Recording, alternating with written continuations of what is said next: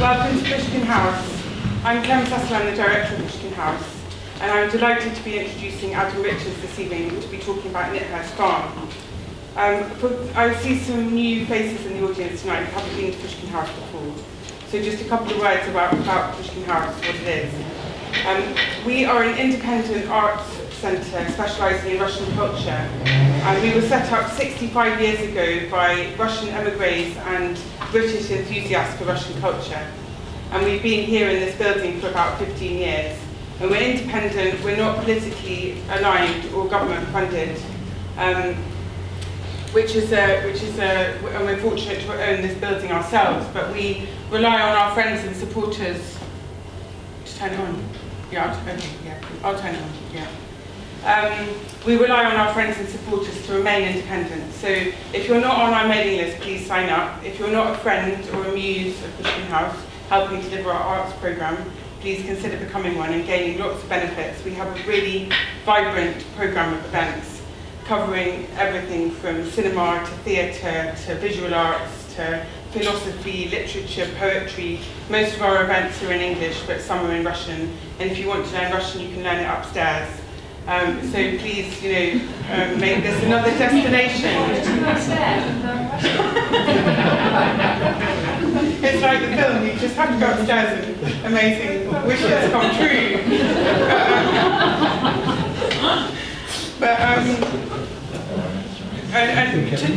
Tonight's talk came about when I was talking to Adam about 2.5 years ago, and he said he just casually dropped into the conversation that he was building his family home inspired by the film Stalker. And I was amazed at this statement because, how many people have seen Stalker here? That is a good ratio. That's about 80%, 70%, yeah. So you know that this is not a jolly film. It's not The Darling Buds of May. It's not a film you would traditionally connect with happy family scenes around the kitchen and so on and so forth. It's set in a bleak, post-industrial landscape. I'm not going to tell the story of the film here, but it's a kind of fairy tale for adults, except for it only has the faintest whiff of a happy ending. In fact, happy is not the kind of word you associate with the film. So I was intrigued because he said it with such a strong statement. That's what I'm doing, and I thought, how is this possible? I mean, it's an iconic film, a really life-changing film, and if you haven't seen it, then we're showing it next Wednesday, actually, so you can see it then. But it struck me as an incredibly ambitious aim to build a house around the narrative of a journey and a parable about a secret room. And I found it very exciting because it's very rare that a British architect seeks to embody an abstract idea in this way. So I'm really delighted that Adam agreed to come and speak about the house tonight, and many thanks for that. This year is the 40th anniversary of Stalker, the film, and so it fitted perfectly with the completion of the house. And we decided also to have an exhibition related to the film because of this anniversary. So just a couple of words before I introduce Adam about the exhibition. The exhibition is called In Paradise, and it's by an artist called Margarita Glucksberg, who emigrated as a 10-year-old girl from Soviet Russia 40 years ago. And at the border, she was told that England is a paradise for children, which is why she called it In Paradise. And the film is about her childhood in the Soviet Union. And she, the pictures on the figurative drawings on the stairs are about her childhood, and they intermingle imagery from the film, from Stalker, from the idea of the zone, in with images and symbolism from a Soviet childhood. And then the drawings in this room are abstract works, which they're called Nocturnal film drawings, and she projected Stalker onto these large pieces of paper, and she drew the film.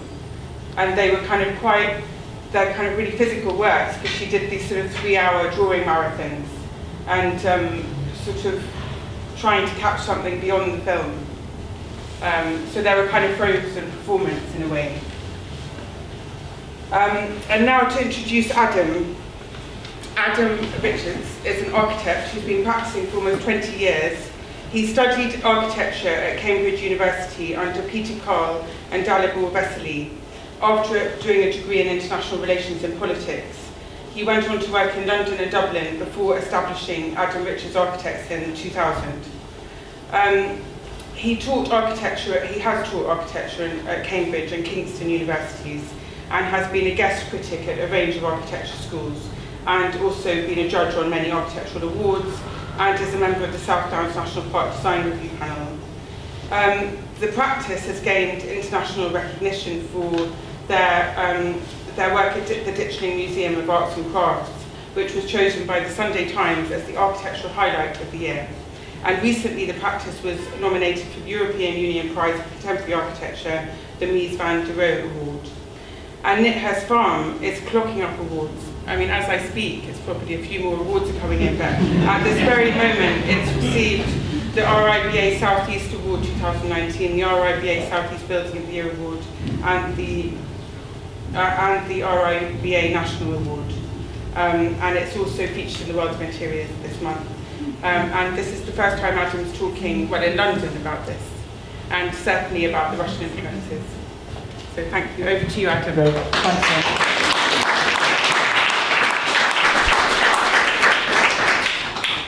Thanks, thanks, Ken. Can everybody hear me? Yep.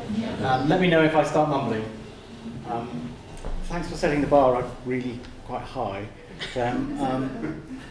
Obviously, so I'm going to talk about how stalkers influence the house. I mean, obviously, it's not the first thing that you would think of in designing a family home to base it on this sort of dystopian story of three miserable middle-aged men stumbling through a post-industrial landscape. But I first saw the film about 20 years ago, and it's one of those films that just sort of stays with you and works away at your brain. But I think if you asked 5 people who'd seen it what they thought it was about, you get 5 completely different answers. So this is my take on it. I'm not a film buff, and I'm not an expert on Russian culture, so forgive my shortcomings on that. What I might do is just, for those of you who haven't seen it, just do an attempt, a brief sort of description of it. Essentially, it's set in an unnamed country where something has happened, possibly an alien visitation, which has led to the place where this has happened being sealed off. It's cordoned off, and perhaps the normal rules of physics aren't really applying there. For whatever reason, you're not allowed to go. But there is a rumour that at the heart of this zone is a room, and that if you visit the room, your deepest wishes may come true, or will come true.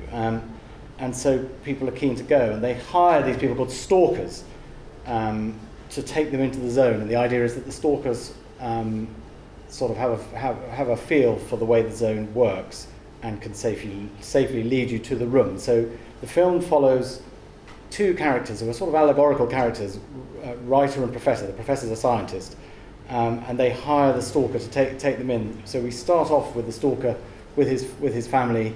His wife's really upset that he's going back into the zone. He's been in prison, presumably for going into the zone, and off they go. So they have to break into the zone. They're shot at and so on, and they finally get in, and they trundle into the heart of the zone, and finally arrive at this point.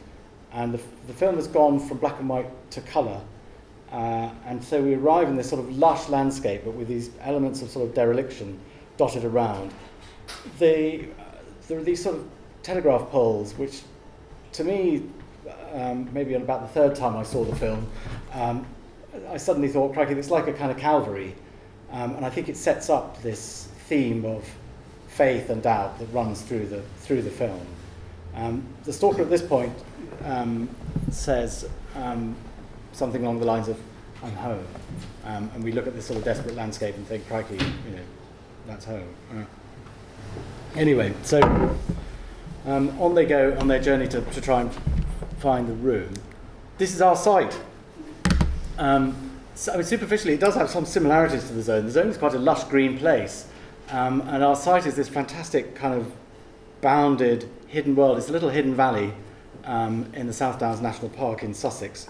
It's very close to the Capability Brown landscape in Petworth Park, which is sort of behind the viewpoint here.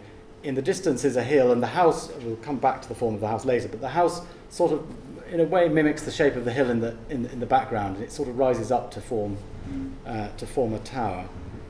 So it's sort of echoing that the landscape. It replaced a cottage. There was a sort of farm settlement there with a farm worker's cottage and some outbuildings. So we retained the outbuildings and replaced the cottage. So back to Stalker. So what I'll do is I'll sort of follow the film, dip in and out of the film, and talk about how the house relates to different moments in the film. So I suppose the question is, what is the zone? The zone is a very complex maze of traps. I mean, my take on the zone is that it sort of represents a pre-Enlightenment world, that one that is sort of it has its own inner logic that's based on sort of faith and mystery, and there's a sort of blurring of geography and psychology in the film and within the zone. So, for example, I mean, so I suppose the journey that the characters take is a bit like a Grail quest, so for example, they see quite early on the building that the room is supposed to be in, and want to go straight to it, and the stalker says to them, "You can't. You've got to follow me. You'll only get there safely if you follow my lead." And so the stalker's constantly tying bits of bandage around bits of metal and throwing them to see whether it's safe to go. And increasingly, the writer and the professor get pretty cheesed off with all of this. But I think there is this sense that there's this sort of hidden geometry to the zone that's constantly shifting, and that the stalker is the one who understands, or has an understanding of how it works. So this is a miniature, a 16th century miniature by Nicholas Hilliard, and it shows Henry Percy, who lived at Petworth in the 16th century, and he's obviously having a sort of melancholic time lying in a garden. In the background is the same hill. So our site is just behind this garden. Henry Percy was interested in alchemy, and if you trace the perspective lines of the garden, you get a version of the alchemical symbol for the Philosopher's Stone. The Elizabethans loved sort of hidden symbols and things like that in their artworks. And so I think that there's a sense in which there is this sort of geometry hanging over the landscape. I think the other key thing about Renaissance alchemy is that people like Jung saw it as nothing to do really with turning base metals into gold. It was an inner journey, and that the base metals into gold is a metaphor for a journey of self-discovery.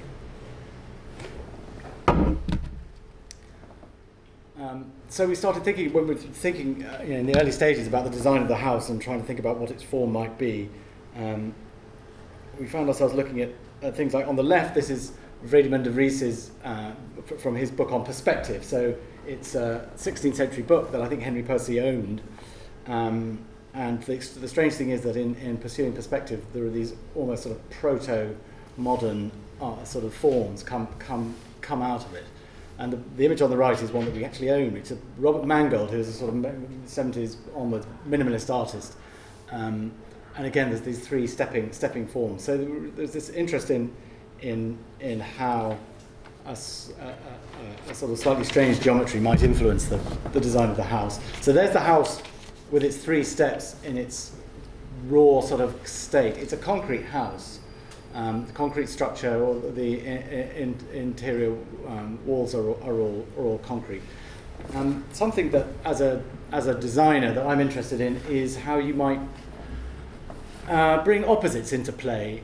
And so, obviously, concrete is a sort of modern material, and what we thought was interesting about it, about the potential on the site, for all sorts of reasons, partly to do with planning permission and all that, was to actually wrap it in a ruin, in a kind of Roman ruin, so that the house is wrapped in this sort of crusty, heavy brick.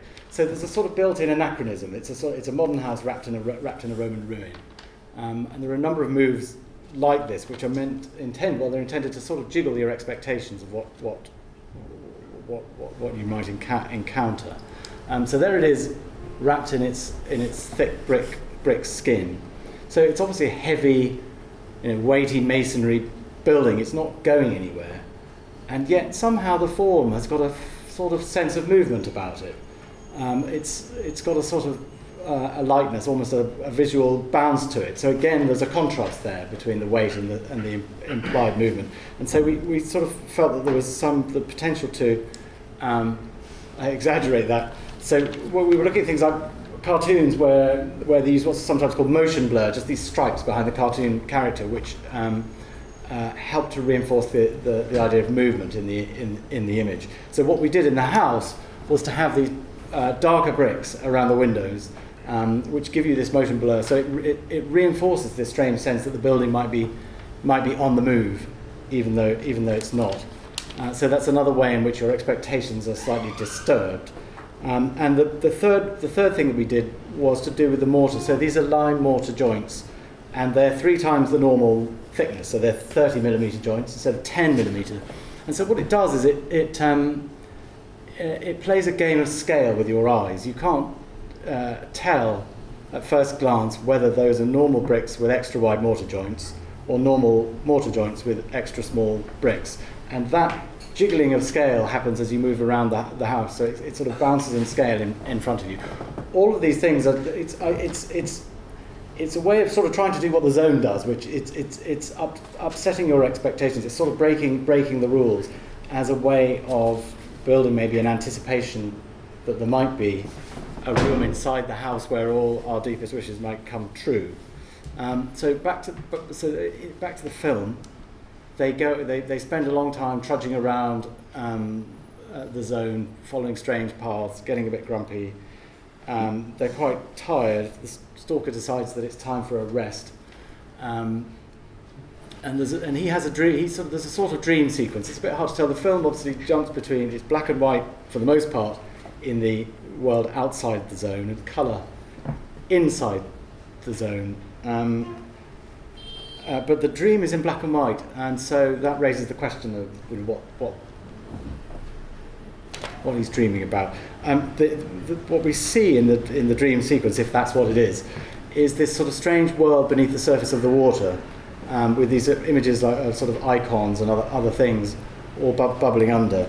And maybe that's the sort of stalker's, that's his sort of psychological world, but we don't know for certain.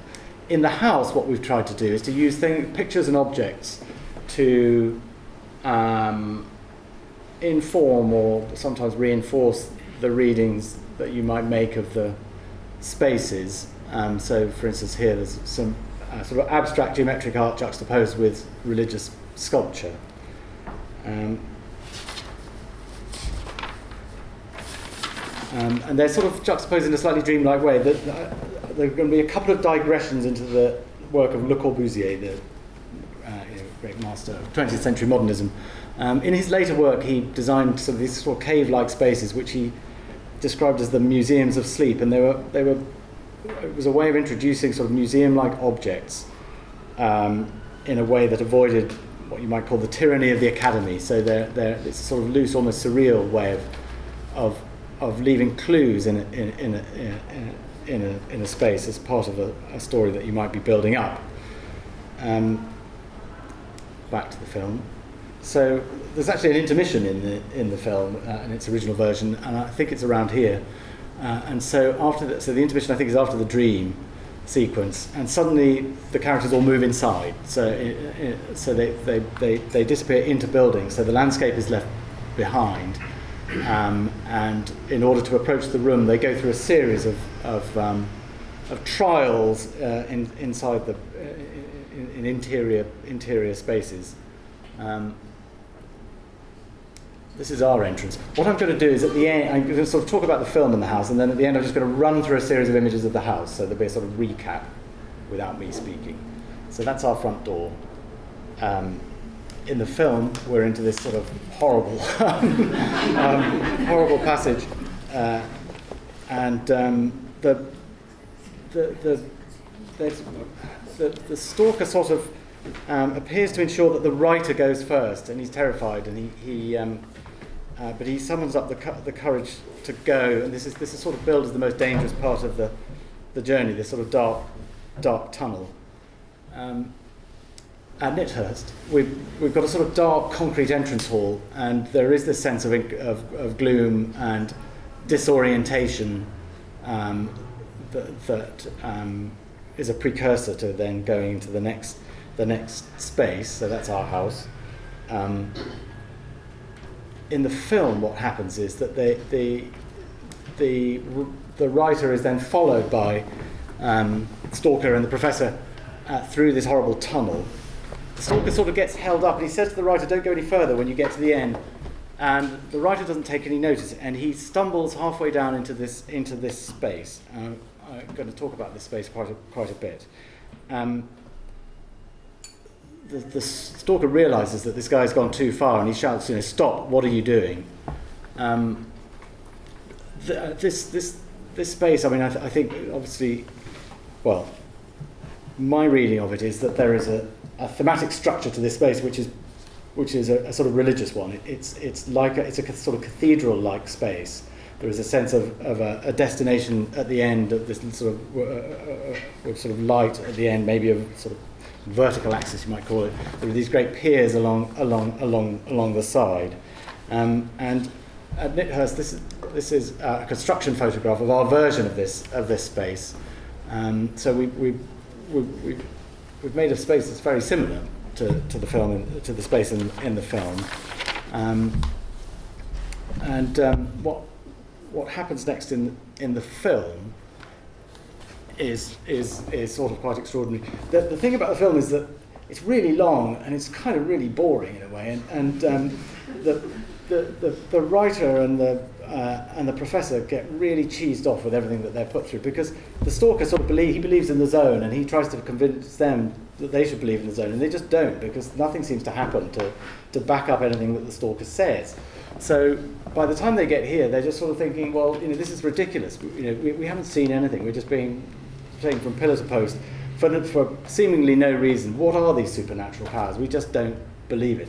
And as somebody watching the film, because we'll come back to this, you're sort of there yourself in the film, and the film acknowledges your presence, I think, at a number of points. So you're there thinking the same thing. God, this is boring. Why are we here? And just at this moment, just at maximum doubt, the Stalker shouts, "Stop!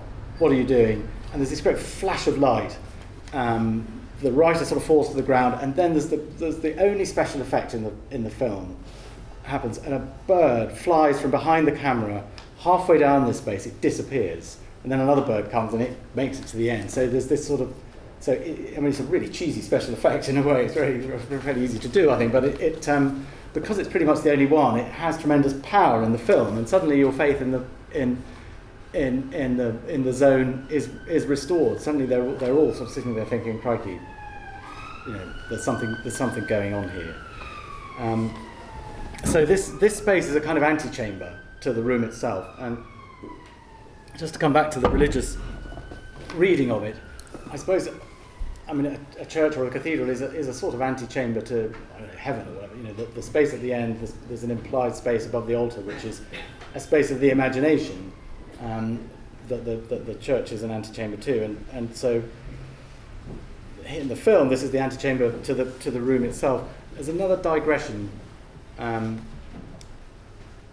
into Le Corbusier. I was just really Le Corbusier in his later work was interested in in his early purist work in the 1920s. He developed this idea of a promenade architecturale, a kind of the idea that a building might have a journey through it that might lead to some sort of epiphany at the end. That the experience of going through the building would culminate usually at the top of the building in some great epiphany. And this became this idea mutated through his work later in his career, but it formed itself into an idea of what he called droiture, this idea of a sort of moral rectitude that you might rise to every day. Clearly, one of the things that the discussions that the characters have in the film develops is that the room in superficially you might think, oh great, my deepest wishes, I can have what I want, but it's not a room that you go in and say, I wish, I would like to have, a new suit or whatever. The room kind of knows. So there's this story about this character Porcupine, who was another stalker, who it's a bit garbled, but anyway, Porcupine went to the room to ask for his brother to be restored to health, and instead he became fabulously wealthy. So the idea is that the room saw his deepest wish, and it wasn't what he thought it was. And so there is this sort of ethical dimension to the film about the individual and what they, whether they're ready for the room. So because he commits suicide, doesn't he? He does, yes. Yeah. So Porcupine commits suicide after this. So on one level, I was just sort of struck by the visual similarity between these two very, very different cultural artifacts. But they're both, in a way, talking about an individual standing as a acting as an ethical being. So I suppose the reason I'm interested in the way a building might structure a journey is obviously we're designing a building that is structuring a journey. So this is the plan of the house. At the bottom is another Radiman de Vries, and it's just one of these perspective views. But I was just really taken by these 6 boxes. What are they doing there? I don't know. But they were part of an inspiration for our main space, which is structured by these 6 big concrete boxes, which contain things like cloakrooms, laundry rooms, loo, larder, and so on. But the reason I wanted to show the plan is because the house is tapered in plan, and what this does, and this links back to Radiman de Vries and his book on perspective, is it creates a false perspective. So the entrance is at bottom far left, and so you come in at the end of that space that then tapers down, and so when you first come into the space, it seems longer than it really is. There's a sort of journey there for you. It leads to the room, to our version of the room, and when you come out, the reverse is true of the perspective, that suddenly the space seems bigger and wider and different, and maybe you feel different, maybe you don't. So that's it in its most recent state. So I suppose our way of structuring it in a sort of Tarkovsky-like way is that there's this thing at the end, which is actually it's a product designed by French designers called Bourrelec, and it's called Clouds, and we've used it kind of as clouds. It says that in a way it's meant to be a sort of representation of the heavens above the door through to our version of the room, and you make it yourself. It's a sort of modular thing. So there it is. Also, is quite useful for sound deadening, and then there's obviously a lot of concrete here, and I just wanted, as a sort of aside, to talk about Tarkovsky and the post-industrialist aesthetic. So the film came out in '79. I think Tarkovsky was instrumental in a sort of change of ways of seeing that people had around that time, of looking at the sort of relics of the industrial world, potentially as things of beauty. And it struck me that it wasn't a million miles away from the way that the Romantic poets started to see sort of ruined abbeys at the end of the 18th century as things of beauty. So I sort of thought about this, and then I watched Tarkovsky's penultimate film, Nostalgia, where one of the final scenes is this Russian dacha sort of transposed into a ruined abbey, and I thought maybe I was right. I think Tarkovsky was interested in those aspects of the Romantic movement. Back to the film. So he survives this sort of moment with the flash of light, and he's thrown to the ground. This is the writer. So they're now getting close to the room. He's sort of faced his fears in many ways, and he makes a sort of joke about it by putting on this sort of crown of thorns, having suffered. Again, it's a sort of equivocal image. I mean, the film is completely equivocal. It sort of reverses itself from moment to moment. Just when you think you've got it, it tells you the opposite of what you thought. So here they are. They're at the threshold of the room. A whole series of things happen in the film at this point. I don't know whether we really need to go into them. Basically, all I'm going to say is that That's our threshold to our room, by the way. So you go into a dark passage at the end of that main space and find yourself with these steps leading up into something. Back to the film. There they are. There's a long argument culminating in a kind of rubbish fight, and then they just land in a heap on the floor, exhausted. None of them goes into the room. But then something really extraordinary happens, which is the camera just sort of gently lifts up and quietly, without you really noticing, glides into the room. And of course, you're the camera. It's your eye. So suddenly you're in the room. So the extraordinary thing is that you realise that yes, you were on this journey with these characters. You're in the room, and what are you going to make of it? So we obviously built our room. This is our room. It's still a lot of concrete. There are 4 images here. So that's the east wall. That's the door that you come in through in the corner. So there's this sort of back wall that's a collage of tapestry fragments, and in front of them are a series of these Robert Mangold prints. So again, it's like the house in microcosm. There's this overlay of sort of contemporary geometric art with this sort of deeper, almost like subconscious mind world of the tapestries. Looking the other way, you see the last of the arched windows. The arched windows give the house a sort of hooded, or give the spaces a slightly hooded, veiled feeling. So that big main space has these hooded, veiled windows where you're seeing the back of the Roman ruin, if you like, from inside. But the windows on the left here are the south windows looking straight down the garden, due south. So that's that view through these columns. So here the glazing changes. It's a grid, and it's just this sort of clear light. So you're suddenly, in a way, the idea is that, kind of, when I was designing, I just thought, I just want to design the most beautiful room I can, almost like heaven, really. And it's about this sort of link to the landscape, this beautiful room. It faces due south, so the sun is coming straight in at you, and what the sun is facing is this wall. The house is almost completely symmetrical. So this is the centre line of the house. What you've got is the sort of fireplace on the centre line of the house. A very sort of primal bit of transformation of materials. Above that is a Simon Norfolk photograph of the Large Hadron Collider at CERN. He took these pictures before it got up and running, so nobody knew whether it was going to work or not. I think there's a whole theme in Stalker with the writer and the scientist about technology and faith, and that plays itself out throughout the film. And so what I was interested in is setting up this slightly equivocal idea about technology and having it facing this landscape of nature and the sun, so that obviously the Large Hadron Collider is inquiring into the nature of molecules and the nature of the universe.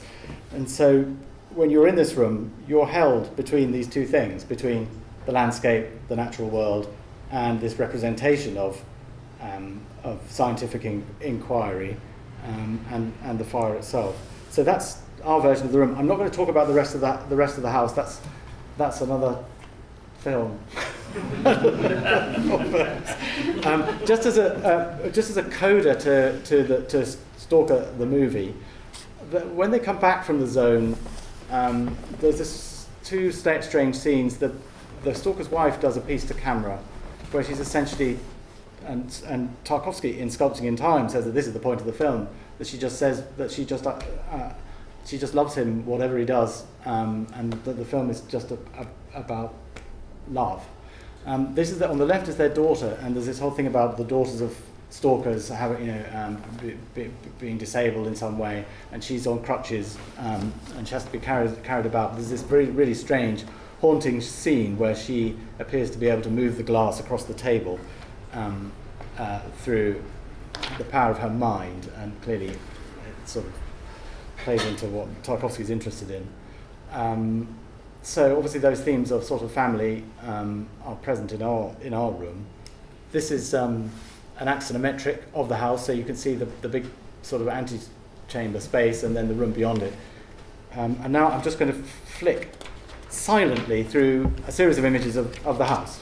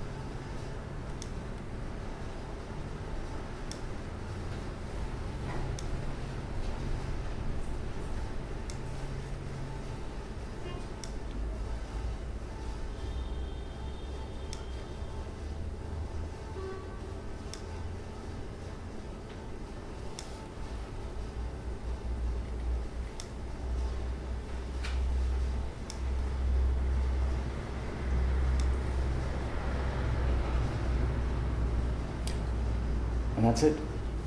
Thank you very much.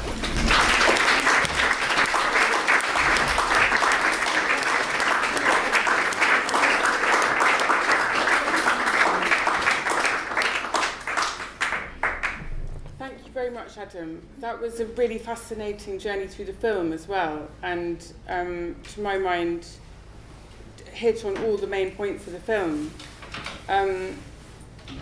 And it struck me, well, in the film, as you say, there's the writer and the scientist and the stalker, and they're not given names, they're called writer, scientist, stalker. And it is the sort of Holy Trinity thing, and everything you've been saying about faith and so on. I come back to being really struck by the boldness of making this manifest into architecture, because you've inserted yourself as architect, you've sort of put architecture in there as a way to sort of negotiate between all these things and actually manifest this journey. So that is an extraordinary thing, in my opinion, to do.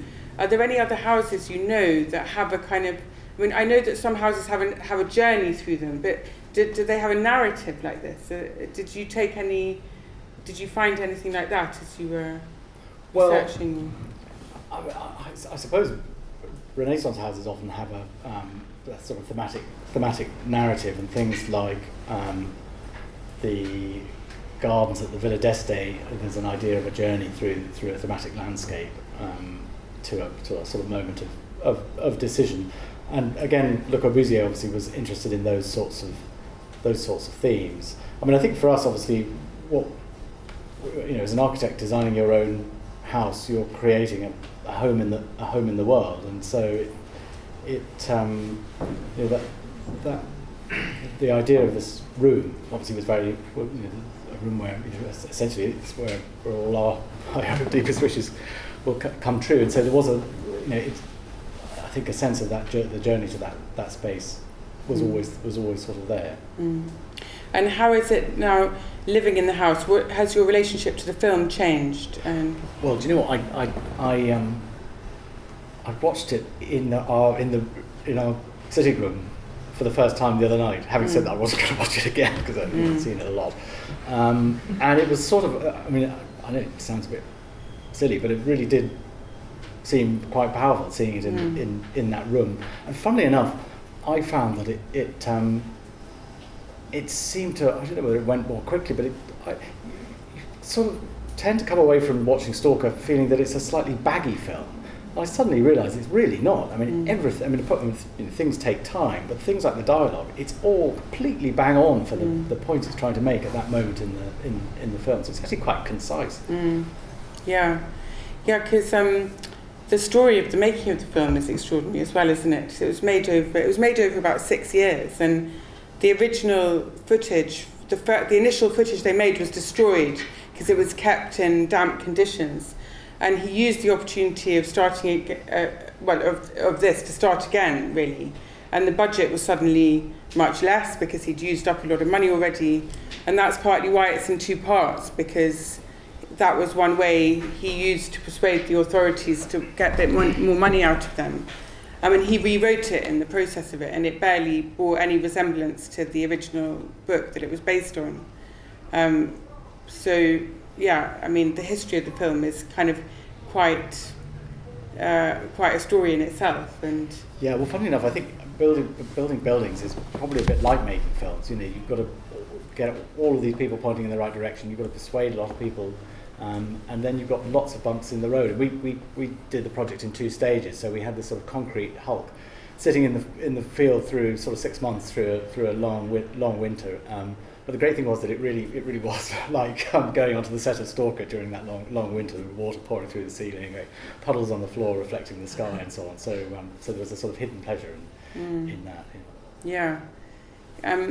There's quite a sad ending to the story of Stalker, because 3 people, the hero Stalker, he died of cancer, and then Tarkovsky himself died of cancer 7 years later, and his wife too, and they think it might have been from polluted water in the zone filming. So there's this sense of great sacrifice around creating this sort of work of genius. But yeah. But you've made something much more cheerful, actually. Well, I nearly fell off a ladder. I nearly fell off a ladder at once. Nearly fell off the ladder, okay. Are there any questions? Yeah, Tudor. Hi, Adam. Looking at the graphic and the house, the thing that really strikes me is sort of very, but because of the red and the concrete, it's very much black and white experience, but the colour is the artwork, which kind of really stands out within the black grey framework. So for you, living in your own creation, the dream presumably is the house you created, but that's black and white. Where's your colour? Well, I think the artwork is the colour. I mean, it's interesting. I'm not a religious person, but I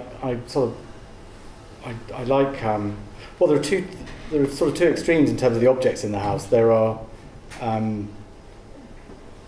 sort of religious sculptures, things like that, which I'm much more interested in than a head of Plato or whatever, because the religious sculptures tend to have they're about emotions. They're I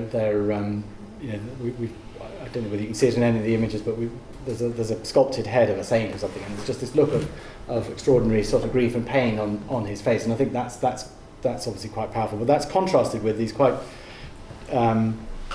sort of bright geometric prints. But the interesting thing about we've got a number of works by an artist called Helen Pritchard, who won the Evening Standard Contemporary Art Prize a couple of years ago, and she sort of does these sort of slightly shambolic versions of Mondrians and Rothkos and so on. And what's interesting about those artists, Mondrian and Rothko, is that they were apparently they were interested in theosophy in their early careers. So that they had this sort of spiritual dimension, which they then I think sort of shrugged off and were a little bit embarrassed by. But in a way, it makes sense with the topic of the house, this idea of these slightly transcendent abstract artworks combined with these religious pieces. So that, for me, that kind of is colour. The tapestries have got a bit of colour, and then there's some noisy children. So it doesn't feel, I don't know, it doesn't feel like a bleak house to live in. We've got pink curtains. Sorry, it's quite contrasting. That's all. Well, I think getting these sort of opposites in play, I think, is really interesting, and because I think unexpected things happen when you do that. I think also having been in the house, there's a great contrast between the nature outside and the grey inside. So wherever you are, it's completely green or changing. Yes, yeah. Tim and Catherine, by the way, here have taken all these fantastic photographs. So they've been in the house a lot. But yeah, you're right. But the house, I mean, obviously, in a site like that, you could just design a house that's a glass box, but then you just sort of get the same view all the way, all the time. And what I thought was much more interesting is to structure your route through the house so that you get glimpses of the landscape in different ways that give it a different maybe interpretation depending on where you are. Can I just ask about a similar question to the dialogue we were having? Again, I mean, fortunate enough to visit the house, and there are lots of references in the house, and I just wonder, also being an architect myself, like, what references mean for you in the sense of, doesn't it also become overwhelming after sort of completing the house, and how does it feel for the family members, and it's fine for, it seems like a sort of a house etched with all of your architectural history and all the things you've kind of been inspired by, and I just wonder, when does that become too overwhelming, or do you leave them after you've kind of designed the house and built the house, and it's just a really interesting kind of. Do you have a nice semi-detached involvement? Exactly. The funny thing is, you don't need to know any of this stuff, I think, to enjoy the house. No. I mean, I think on one level, it's about you. The idea is that those sort of themes and narratives are there. I don't think you need to be told about them to enjoy the house, partly because I think you sort of feel them on some level. The idea is that the spaces do have an emotional impact on you, and I think that's why they're there, in order to help construct an emotional landscape within the house. That means you don't need to have... I remember once years ago going to the Jewish Museum in Berlin and seeing this sign saying, architect Daniel Libeskind would like you to experience a feeling of such and such here, and I just thought, well, why don't, what's with the sign,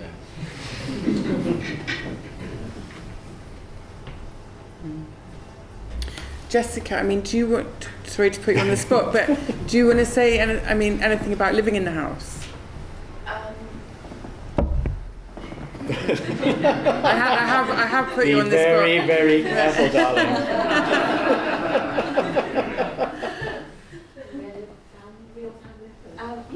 So it's fantastic to live in a house where there are all these ideas, but it also really works as a family home, with the sort of central space being very well laid out for the children and being very connected to the outside and nature. I think it's worth, you're right. I mean, obviously what I haven't talked about is before all this stuff happened, we sat down and said, how do we want this house to work? And so there were a whole series of ground rules. Jessie was effectively the client, and she was really tough about how we were going to live in the house, and any nonsense she wasn't putting up with. So we agreed the core sort of functional moves really early on, and once that was settled, Jessie said, well, you're the designer, go for it. Do you think there are sort of themes in what you've done that you'll look to repeat in future, like that sort of big central space feels very kind of unique and interesting, or I don't know, any of the other, when you think about your body of work over the next 20, 30 years or whatever, how do you think about what you love about it that you might want to take forward? Yeah, no, it's a good question. I think we tend to design each project for the specific place, the specific sort of topic, if you like, the objects that are there. So this is very much a house for us in this particular place. But there are other themes at play in that main space. It's partly based on a kind of English medieval great hall. So there's a basic structure that those sorts of halls were originally just one big room. The whole household lived there. There's a fire in the middle.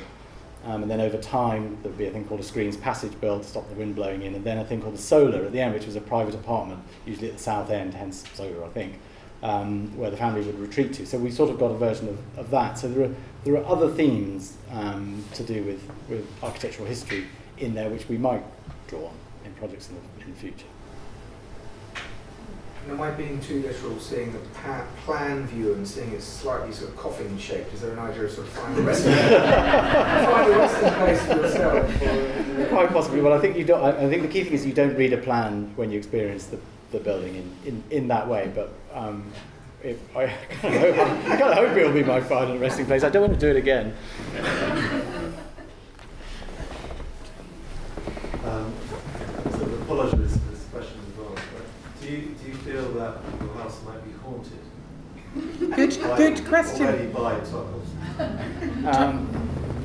Yeah, because Tarkovsky really believed in the paranormal. I wanted to ask something like that, see if any ghosts had come along. Not that I've noticed. Because I read this thing today about Tarkovsky that despite his nominally orthodox upbringing, he was interested in paranormal phenomena of all kinds. It's relatively well known that in the late 60s he attended a séance in Moscow at which the spirit of Boris Pasternak predicted that Tarkovsky would only make 7 films, a prediction that he refers to on a number of occasions in his diary. And at one point he even took his dog to see one. Health problems in the hind paws were diagnosed. Yeah, we haven't got a dog.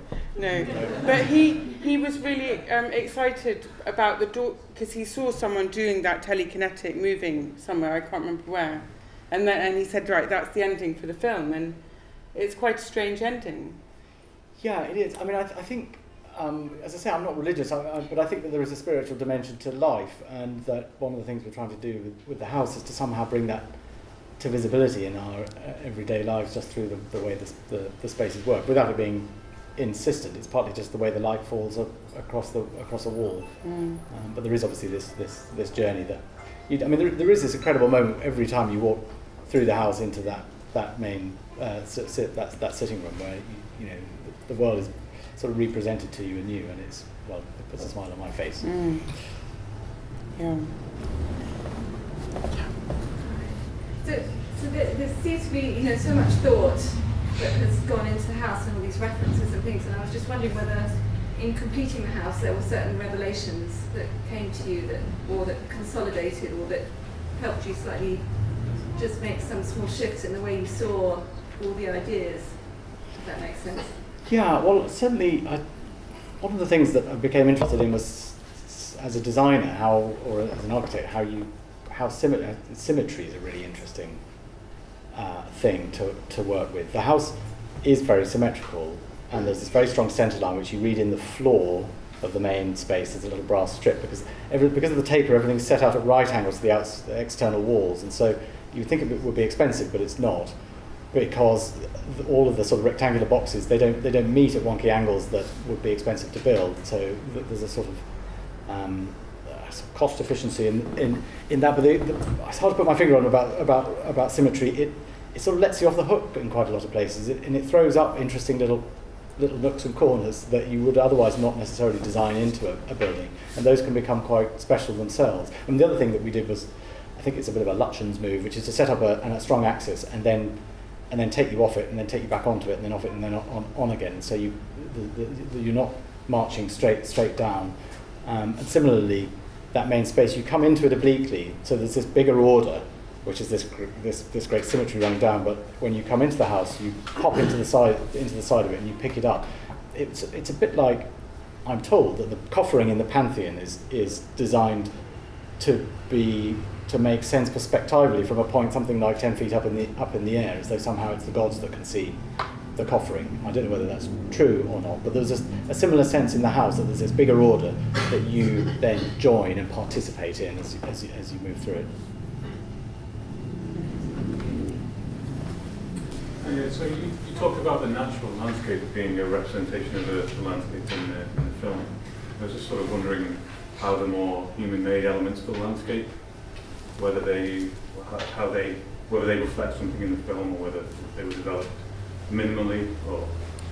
Well, the landscape was a sort of given landscape, really, that we haven't really done anything to yet to change, but it was quite an unusual one. The house sort of sits at the bottom of this little bowl, surrounded by woods, so it's a little kind of zone of its own, and it also had a very unusual garden that just runs almost like a compass point due south, and it tapers, so it has a false perspective as well. So there's this strange sense that the wooded hill at the end is sort of rushing up and rushing away at the same time, and I think that on some level that probably influenced the design of the house to sort of sit on that sort of compass point, itself tapering in turn.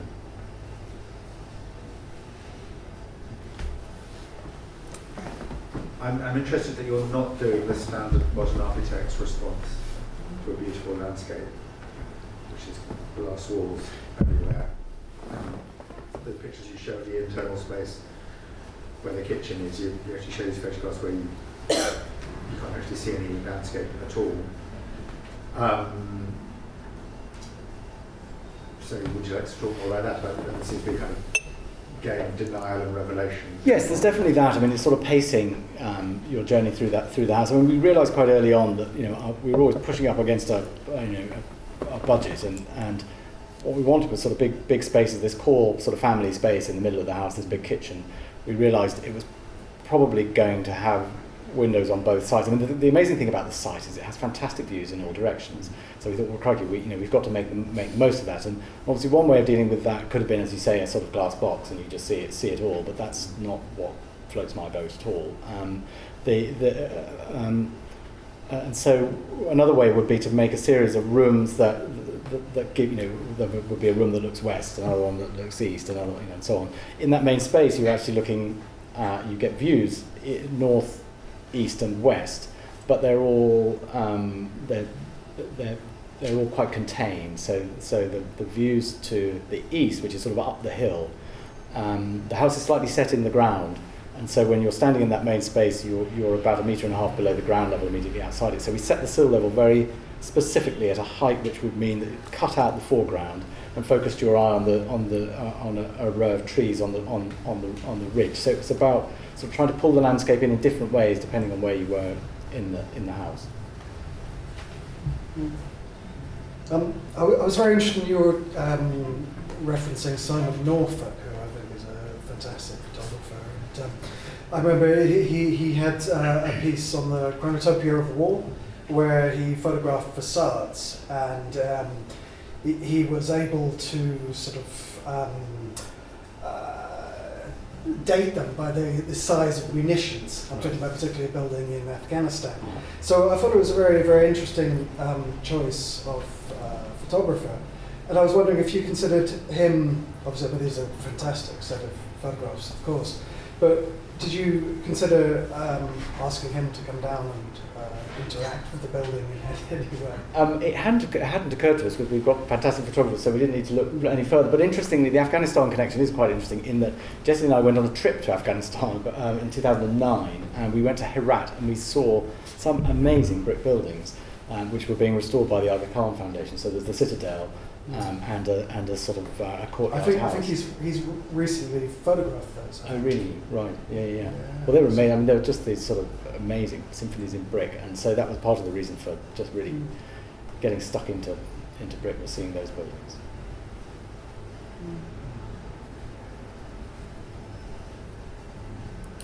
Anyone else? I have one Yeah. last question. I'm an architect as well, and I was just wondering about the process of getting planning, and if you spoke through the film when you were talking to the planners, or what they saw, how you sort of convinced them. Yes, yeah. We were really lucky in that the planning application was dealt with by the South Downs National Park. It was a new park authority. We managed to get in there before their policies had firmed up, so we were lucky in that respect. But the planners then, certainly at the park, were ambitious for what could be done in the park, and they were really supportive of it actually. And so we did a pre-app, which was essentially the design of the finished building, and I talked a bit about Tarkovsky. I mean, it's funny that one of the I had to present it to the design review panel. One of the people on the design review panel said, "I've been right in thinking that this house is some sort of therapy for you."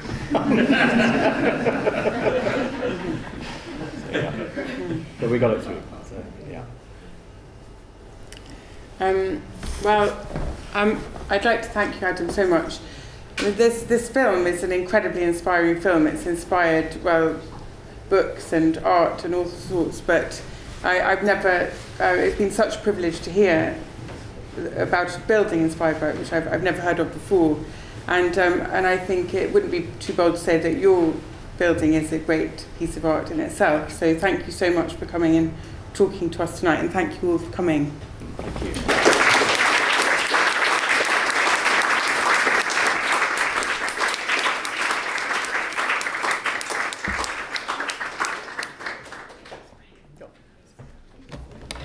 Really